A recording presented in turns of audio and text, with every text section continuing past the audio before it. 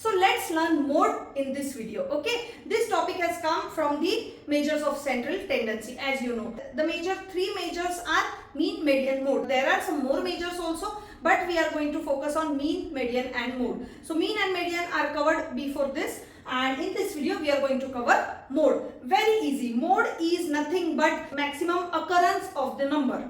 Correct? So maximum times whichever number has occurred, that is nothing but your mode. Isn't it easy? So basically it has to do with the frequency of the occurrences of that particular data. Yes? Quickly see the example. So individual observation, easiest one as you know. So these are some numbers or some observations, data is given to you and they are asking you mode. How the mode is indicated? MO. Yes? Mode is indicated by MO. What is the mode in this case? So just see, 2 has occurred just one time. If you observe, 4 has occurred 2 times, but then 6 has occurred 3 times, right? So maximum times which number has come? 6, correct? So in this case, mode is 6. Answer to this question is 6. Now you would say what to do if there is repetition. Say for example, I add one more set of data. I add one more number to this set. That is 4. Now see, 6 has occurred 3 times, 4 is also occurred 3 times. Yes. So in this case there are 2 modes, right? Don't worry about it. You can have one or more than one answers for this. Okay. So mode can be what? 4, and the other answer for this mode is what? 6. Okay. So this way you have to write down in the exam if the maximum occurrence is more than 1 times, right? Let's quickly move to this second type, discrete frequency distribution or ungrouped frequency distribution. Yes, again you have to focus on this frequency column. Whichever frequency is maximum, the corresponding figure of that x is nothing but your mode. Easy. So in this case, if you see, what's the maximum frequency? 17. Yes. So the answer to this question is straightforward. It is 5. Right? Frequency is not mode. Right? Frequency is just indicating the occurrences of that data. Data is going to be mode, correct? And which data? Whichever has come maximum number of times. Easy.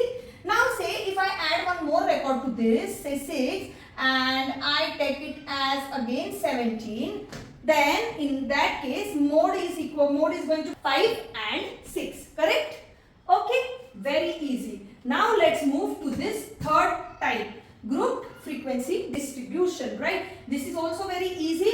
Just you have to know one formula here. Again, I would say that formula is derived. The derivation of that formula is not for this video. If you want that, I would tell you that, or I would show you that derivation in some other video. But then that is not for this video. Otherwise, this video is going to be a little lengthy. Okay. So, in this case, first thing you have to know that for grouped frequency distribution, all the classes should always have to be continuous classes. Yes, that is the first thing you have to remember. So, as you know that you are going to focus on the frequency, correct? So, this frequency, whichever is the maximum frequency, you have to mark that class, right? So, that is your model class. So, this class is going to give you the answer. Now, you have to apply it in this formula. Now, let's understand what is this formula, okay? So, L is nothing but the lower limit of that class, correct? Lower limit of this marked class, correct? So, in our example, L is going to be what? 20. After that, H is nothing but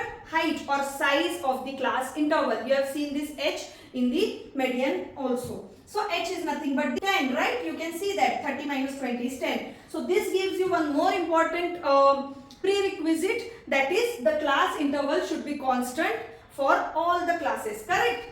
For all the classes. So, that is what here already present. Okay. Now F1, F0, F2. These are 3 frequencies basically. So F1 is going to be what? The present whatever class which you have marked. F0 is the preceding class and F2 is the succeeding class. Correct? F0 is before frequency and F2 is after frequency, and F1 is the frequency of that marked class. Okay? Of that marked class. Now let's put all of these values in this formula and find out the mode. Easy. So L is what? 20 in our example, plus H is 10. You have already seen this. Now let's put these values. F1 minus F0. What is F1? 19 minus 13. Correct? So that is 6 divided by what? 2F1. What is 2F1? 19 into 2. So that is 38 minus this F0 is 13 minus this F2 is 16. So when you do this complete calculation, the answer is going to be what? 26.667. Okay. So this is the answer, or this is the mode of this question. See, now you already know when you mark this class that the mode is going to be in the range of 20 to 30, right? And that is why you mark it in the first place, right? But then you need the exact value or exact answer of that mode, and for that you are going to use this formula, right? Derivation of this formula is not covered in this video, okay? That is for the other video. So this is very simple, right? We are going to cover more examples, some complicated and interesting examples on mean, median and mode in the next video. That is going to be one practice video, and it is going to be little bit longer video in duration, but then it is worth watching that video, right? Because if you see that video, you should be able to solve any question from measures of central tendency, right? Okay, so yeah, I hope this concept is clear and it's pretty much easy. So keep practicing, keep studying. Please like, share and subscribe to my channel if you like my videos, and yeah, see you in the next video. Bye bye. Also forgot to mention one thing, please ignore this part. This has been done by my daughter. It has nothing to do with mode, but yeah, she also loves teaching, so she teaches virtually also, okay, to her little students, which are nothing but teddy bears.